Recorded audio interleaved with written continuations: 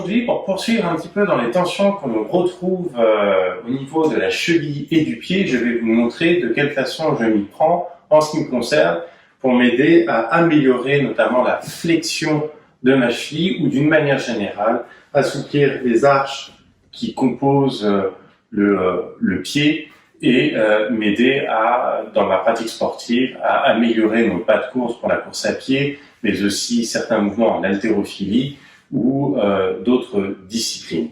Voilà, je m'appelle Stanislas Paravet, je suis ostéopathe et je vais vous montrer de quelle façon on peut par soi-même avec une petite balle de tennis ou tout simplement avec un rouleau de cuisine assouplir nos tensions.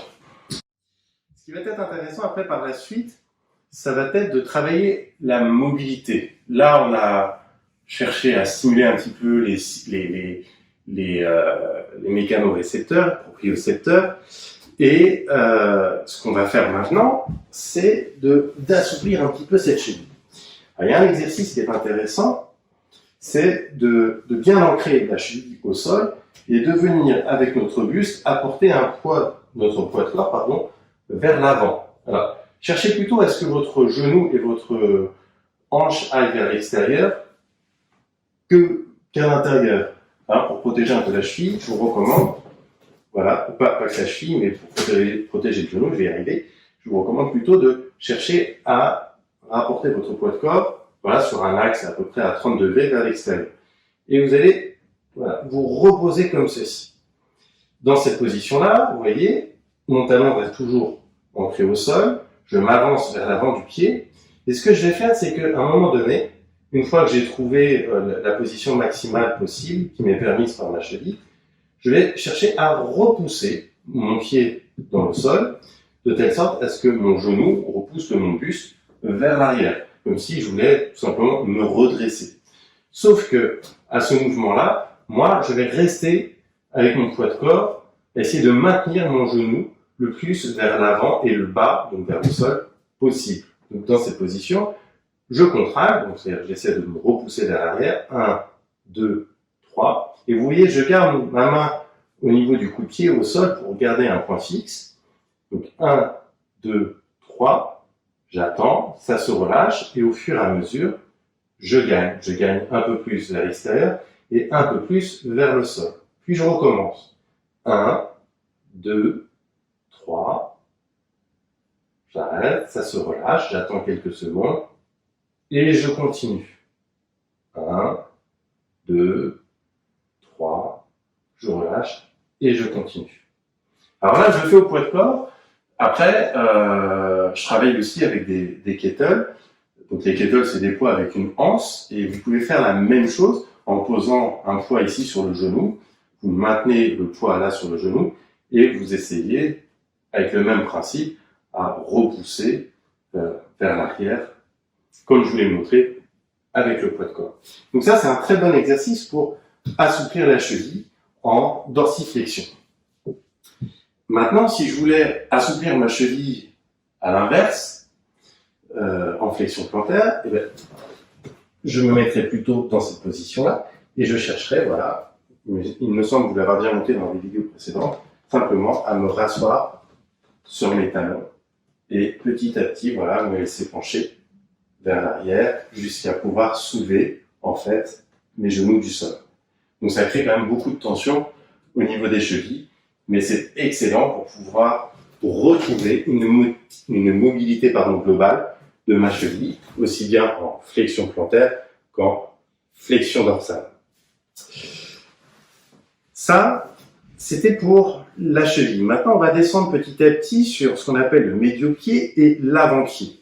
En fait, le pied, il faut considérer le pied comme un système d'arches. Si vous allez dans une église, on voit les arches. On peut voir aussi sous un porche des arches. Et bien, les pieds ont aussi cette configuration-là d'avoir une arche. On parle d'une arche transversale et d'une arche interne, d'une arche externe, et tout ça, ça forme une voûte. Et d'ailleurs, en anatomie, et pas que, on parle bien de la voûte plantaire. Donc le rôle de la voûte, comme là au niveau de ma main, va permettre un mouvement d'amorti à chaque fois que je marche ou que je cours. C'est pour ça que c'est important de s'assurer de cette bonne intégrité de cette voûte plantaire, parce qu'elle va nous permettre de pouvoir adapter notre position de pied au sol le mieux possible par rapport à l'environnement dans lequel nous sommes. Alors, pour ce faire, ce que vous pouvez mobiliser, ça va être d'une part de tenir votre coup de pied avec, donc là c'est mon pied gauche, donc je vais maintenir mon coup de pied avec ma main gauche comme ceci, et je vais venir empaumer ce qu'on appelle le médio-pied avec ma main droite. Et à partir de là, je vais chercher à faire des mouvements circulaires de mon avant-pied par rapport à mon coup de pied. Donc je maintiens fixe mon coup de pied et je vais simplement mobiliser de façon circulaire dans un sens ou dans l'autre l'avant-pied et le médio-pied par rapport à l'arrière-pied. Et là, vous voyez, je ne fais pas uniquement d'ailleurs des mouvements circulaires, je fais ce qu'on appelle en ostéopathie des mouvements dits de circonduction. C'est-à-dire qu'ici, il y a ce qu'on appelle l'interligne de Chopard en l'occurrence, et en fait, je vais simplement chercher à faire des mouvements en 8, qu'on appelle des mouvements lemniscate. C'est-à-dire que je ne vais pas uniquement tourner en rond, mais je vais faire le mouvement de l'infini, toujours autour de cet axe central du coup de pied. Vous pouvez faire ça au plus près du coup de pied, et puis un peu plus en avant. Donc là, du coup, je maintiens mon médio-pied et je vais travailler par rapport à l'avant-pied qui va être défini par ce qu'on appelle les métatarses. Donc de la même façon, je vais aller chercher dans un sens ou dans l'autre. Et ça, globalement, ça va favoriser la mobilité générale de ma cheville et de mon pied.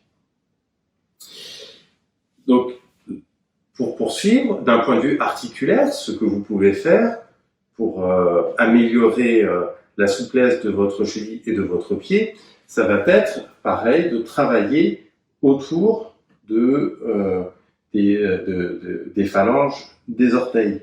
Donc là, au niveau de la luxe, donc le gros orteil, j'en ai 2. En revanche, pour le 2e, le 3e, le 4e et le 5e orteil, je vais avoir 3 phalanges. Donc n'hésitez pas à venir travailler soit en traction, soit en compression, comme ceci, ou sur des petits mouvements circulaires ou des mouvements de circonduction, comme je vous ai parlé, et de chercher petit à petit à aller voir toutes les petites articulations des orteils.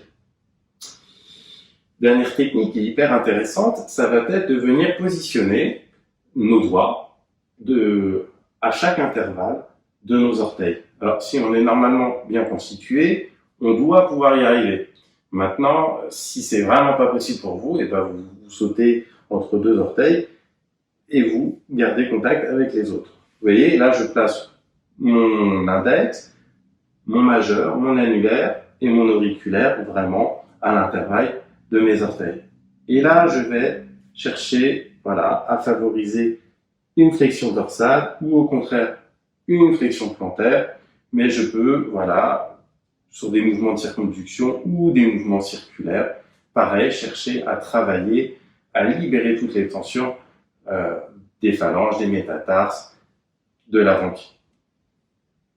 Ça peut faire mal au début, mais après, vraiment, faites-en l'expérience, vous allez voir à quel point ça libère le pied, sachant que pour certains, dans le métier, c'est d'être tout le temps debout.